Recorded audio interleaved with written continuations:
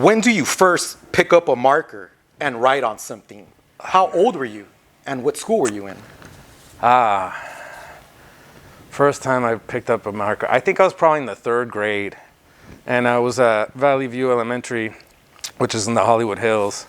And I think I wrote B-O-B-O, bubble, which is kind of like, it means kind of like dumb or silly. And my mom would call me that when I was being dumb or silly. And I knew she would think that graffiti was kind of a stupid thing, so it just made sense. How were your writing skills early on? Unfortunately, my parents didn't really stress handwriting too much, or, you know, they weren't very hands-on with my education as a kid because they were so busy working.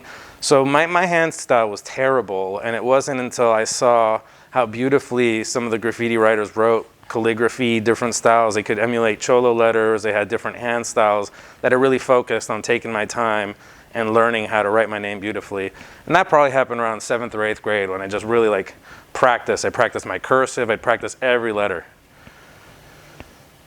Did you have a training regimen to practice? Would you practice every day?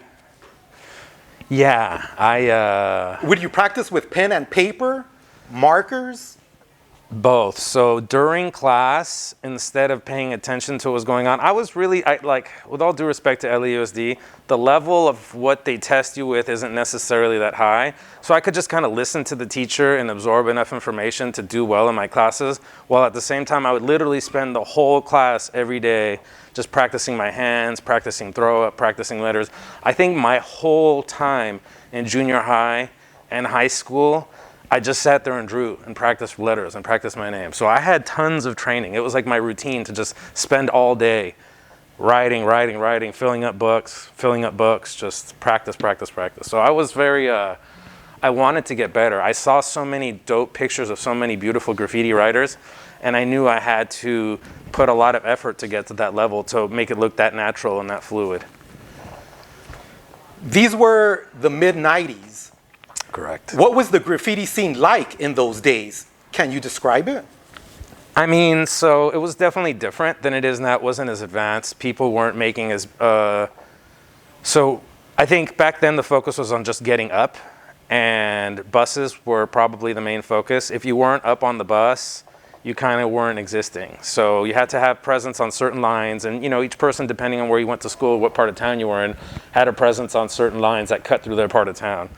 That doesn't exist now, you know. Secondly, there was people doing throw-ups, but the throw-ups were just very basic, either bubble letters or just very straight letters, black and white. People weren't doing very advanced burners. The most crazy spots were like the LOD guys, Whisk, and those guys that were doing the heavens, but even on the heavens, they were just doing, you know, the 2-color throw-ups. And then there was the guys that did pieces, and those guys weren't very active as far as being like writers that were taggers. Obviously, there were some exceptions. Some of the bigger crews like the CBS, UTI, RTN, that were in different parts of town, AWR guys, had some presence on the illegal side and did pieces, but I feel like there was definitely like the guys that had advanced to the piecing and the beautiful stuff at the yards weren't really present, didn't care about the buses so much. And I feel like now people have to be a little bit more well-rounded. The guys that only do one thing don't get as much as respect as the guys that have skills and a presence in every format and every scene.